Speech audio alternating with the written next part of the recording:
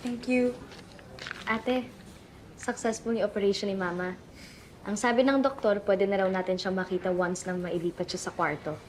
Sko, thank you naman. Please, okay na si Mama. Salamat, ate. Oo naman. Go.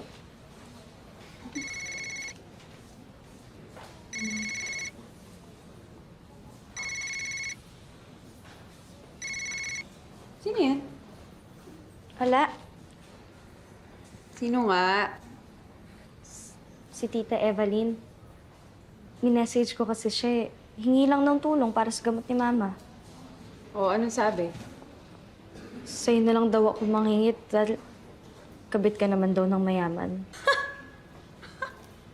Alam mo, kahit kailan, napaka-ingitera talaga nun. Alam mo, wag lang siya nalapit-lapit sa atin kapag kailangan niya ng pera o kung ano man. Tsaka di ba, Mayet, sabi ko naman sa'yo, huwag ka na manghiram ng pera sa kanya. Di ba? Mahilig manumbat yun eh. Kahit bayad na tayo sa latang utang natin sa kanya. Eh, ate, ayoko lang naman na matali ka lalo sa daddy mo. Oo. May limpak-limpak na pera si Daddy. At ako mismo ang nagtali ng sarili ko sa kanya. Ha? No, actually, kinadena ko na yung sarili ko. Tapos yung susi, tinapon ko na. Ate? Kung nagtinulang sana si tatay, siguro hindi ganito ang buhay natin ngayon. Tatay? May tatay ka pala?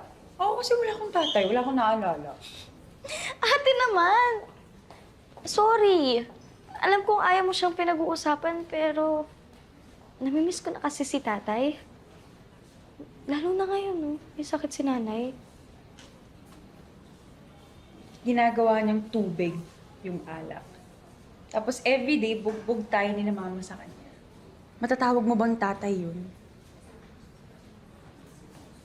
Buti hindi ganyan ang daddy mo, no?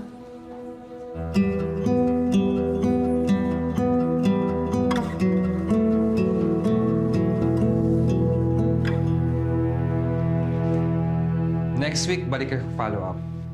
Okay? Good news is, madi-discharge si Kenneth. So, kailangan nyo na siya monitor sa bahay. Okay? Thank you, Doc. Oh, anong sasabihin natin kay Doc for the cupcake? Thank you, Doc. You're welcome. Bakit lang, anak ko? Gusto mo kasi, Nay-Nay? Ay! Ayan na yung binu ko. Halika na, Kenneth. Sige, Doc, ha? Salamat, ha? Sandali. May icing ka. Ito.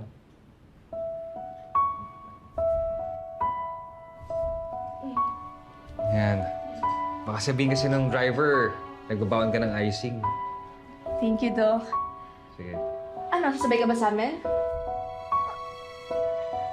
Hindi na. Una na kayo. Sige. Sige, ha? Ingat kayo, ha?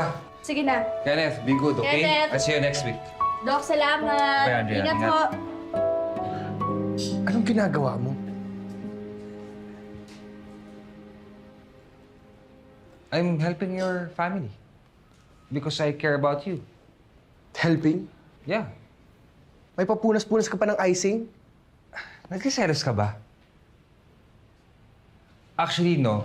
The important question is, nagsiselos ka ba sa kanya or sa akin?